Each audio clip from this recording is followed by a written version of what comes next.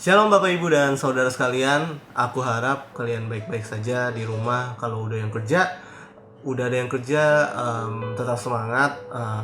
Kita udah melalui satu semester, 6 bulan, banyak hal yang kita lalui. Dan aku percaya teman-teman juga banyak hal yang udah dilalui, entah itu hal baik atau hal yang tidak baik. Tapi aku percaya gini teman-teman, kalau Tuhan itu gak pernah janji kalau semua hal yang kita akan lalui itu baik-baik aja teman-teman. Tapi dia, Tuhan Yesus akan janji kalau semua hal yang akan kita lalui itu akan mendatangkan kebaikan bagi mereka yang mengasihi Tuhan.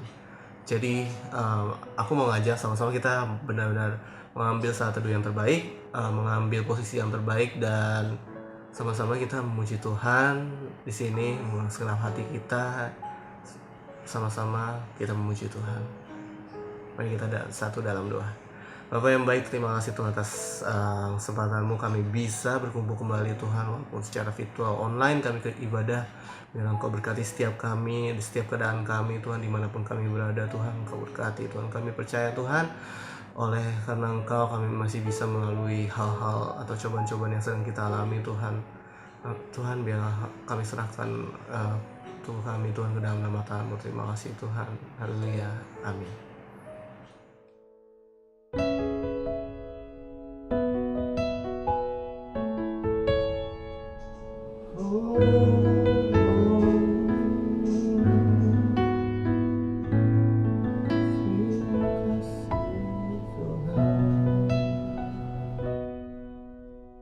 Hanya Kau tempatku berlindung,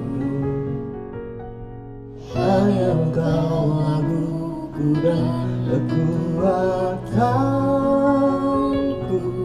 Izinkanlah ku datang menyembah, membawa syukurku. Hanya Kau tempatku berlindung, hanya Engkau laguku dan kekuatanku. Izinkanlah ku datang menyembah, membawa syukurku. Sedalamnya hatiku Kau pun tahu, dan kasih-Mu tak jauh dalam jiwaku. Di dalam kesesakan, di dalam kemenangan, ku tahu Engkau selalu bersamaku. Kau selalu bersamaku.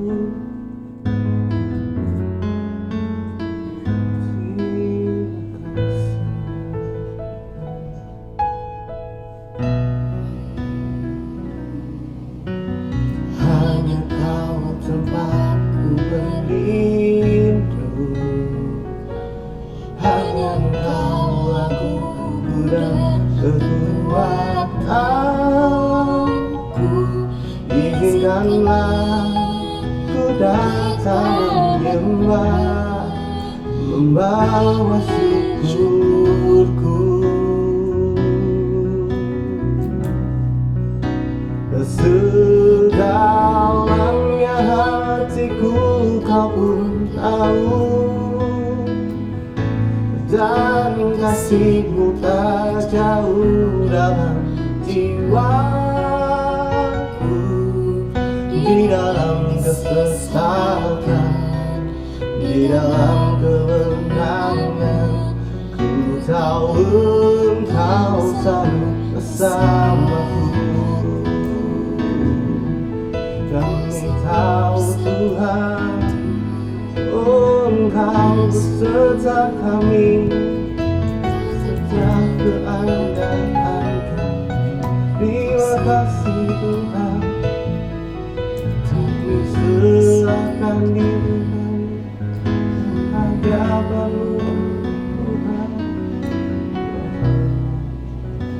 sedalamnya hatiku kau pun tahu,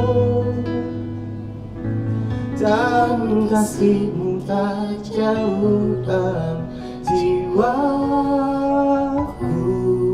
Di dalam kesesakan, di dalam kemenangan, ku tahu Engkau selalu bersamaku. Oh, sedalamnya hatiku kau pun tahu, dan kasihmu tak jauh dalam jiwaku. Di dalam kesesakan dan di dalam kemenangan, ku tahu Engkau selalu bersamaku.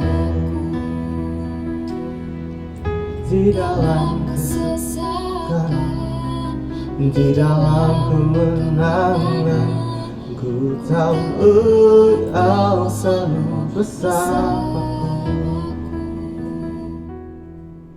Di dalam kesesakan, di dalam kemenangan, ku tahu Engkau selalu bersamaku.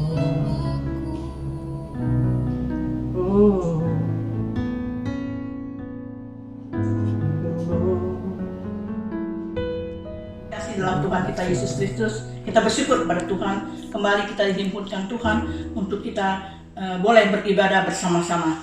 Sebelum kita memulai rangkaian ibadah kita ini, kita mohon pimpinan Tuhan. Bapa dalam surga, sungguh kami bersyukur Tuhan kalau kami boleh sampai hari ini. Semua ini oleh karena kasih anugerah Tuhan. Kami juga bersyukur untuk kebaikan Tuhan yang boleh kami lewati hari demi hari. Semua kami sadari, semuanya adalah karena pertolongan dan kasih anugerah Tuhan. Bapak berkati kebenaran firman Tuhan ini, biarlah firman Tuhan ini boleh memerdekakan hidup kami, dan biarlah firman Tuhan ini boleh menjadi rema dan jawaban dalam apapun yang kami butuhkan. Bapak berfirmanlah, karena kami semua siap untuk mendengarnya. Di dalam nama Tuhan kami Yesus Kristus, Engkau berkati firman Tuhan ini. Haleluya, amin. Shalom saudara-saudara yang kasih dalam Tuhan Yesus Kristus. Sesuai dengan tema kita pada pagi hari ini, kita akan membaca dalam 1 Tesalonika 5 ayat 11 yang berbunyi, karena itu nasihatilah seorang akan yang lain, saling membangunlah kamu seperti yang memang kamu lakukan. Saudara yang dikasihi, ada seorang pemuda yang senang berkelana untuk mendaki gunung. Suatu hari, waktu di dalam dia melakukan perjalanan yang mendaki gunung, dia dalam keadaan letih, dan di tengah panasnya terik matahari, dan kemudian dia lihat di kejauhan ada sebuah kursi, dan kemudian dia menghampiri kursi itu, dan sebelum dia duduk dia melihat, jika saudara letih, minumlah, ada air dan ada pisang di sana. Saudara dapat menikmati akan makanan ini.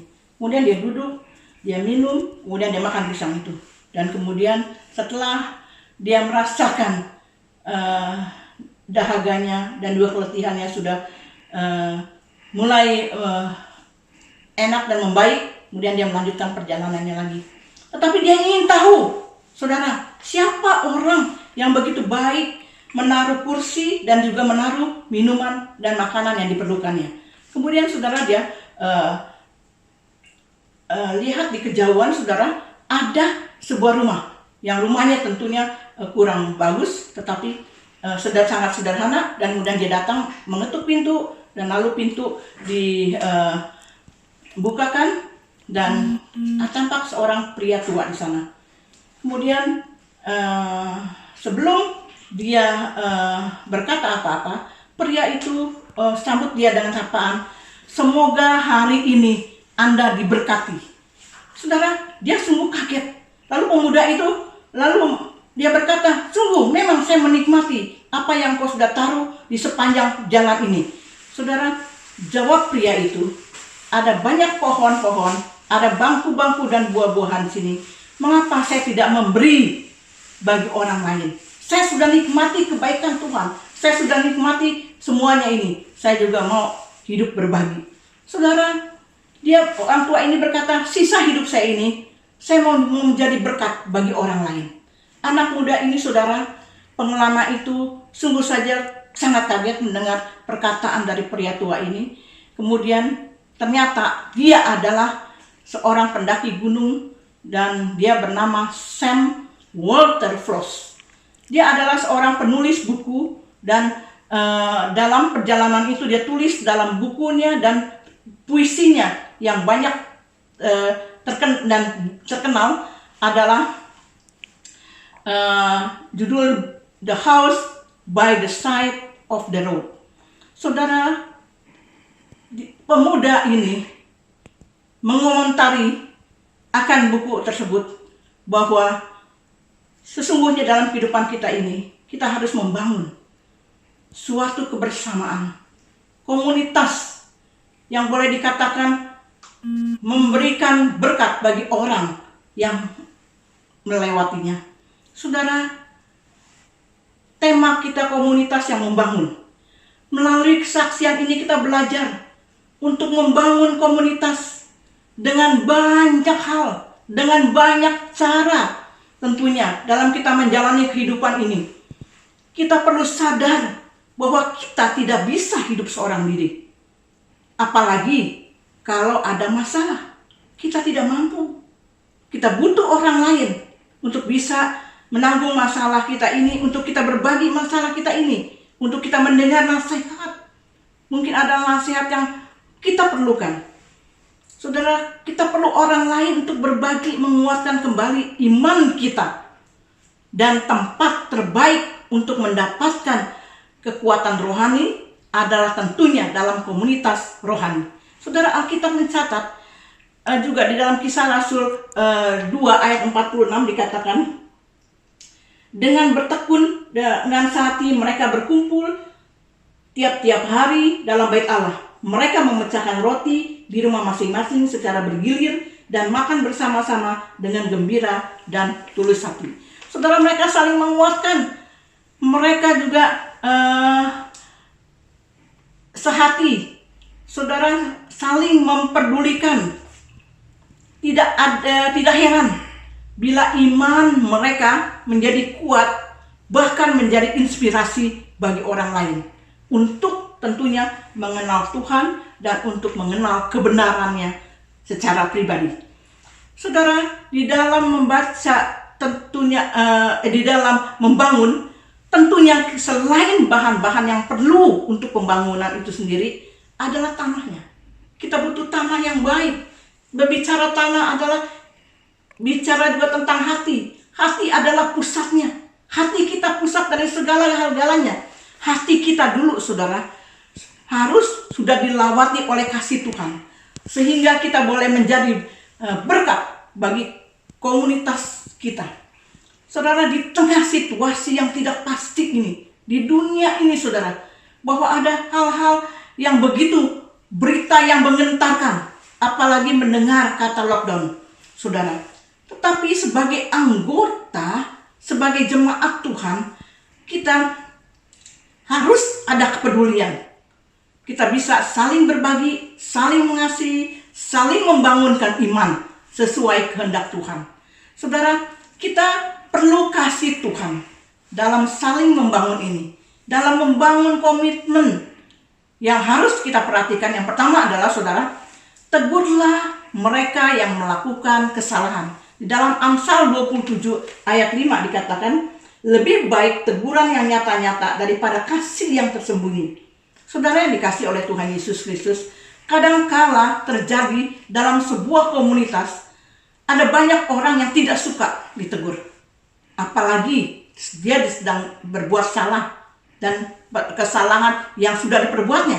Sebab itu kita perlu minta hikmah Tuhan dalam bertutur kata, supaya tatkala kita menegur, kita harus mengarahkan kepada pribadi Tuhan Yesus Kristus yang mau mengampuni atas kesalahan yang sudah kita perbuat. Saudara, di dalam cerita di dalam 2 Samuel, saudara, dikatakan ada seorang nabi bernama Nathan. Dia menegur Daud. Ada 2 orang, yang satu dia berkata orang kaya yang mempunyai kambing domba, lembu sapi yang banyak. Dan yang seorang lagi adalah seorang yang miskin yang hanya mempunyai satu lembu anak lembu yang kecil, saudara, yang dipeliharanya. Pada suatu waktu orang kaya itu kedatangan seorang tamu. Dia merasa sayang dengan kambing domba, lembu sapinya. Jadi dia mengambil anak domba si miskin itu dan memasaknya. Lalu lembu sapi itu dijamu kepada tamunya. Saudara, lalu Daud yang mendengar Nabi Nathan itu berkata menjadi marah dan berkata, demi Tuhan yang hidup, orang yang melakukan ini harus dihukum. Saudara yang dikasihi oleh Tuhan Yesus Kristus, Nabi Nathan berkata, engkaulah orangnya. Telah kau terima banyak hal dari Tuhan, jabatan, rumah yang bagus, dan sebagainya. Tetapi mengapa engkau menghina Tuhan dengan melakukan yang jahat di matanya? Uria orang Het kau biarkan dibunuh oleh Bani Amon, dan istrinya kau ambil.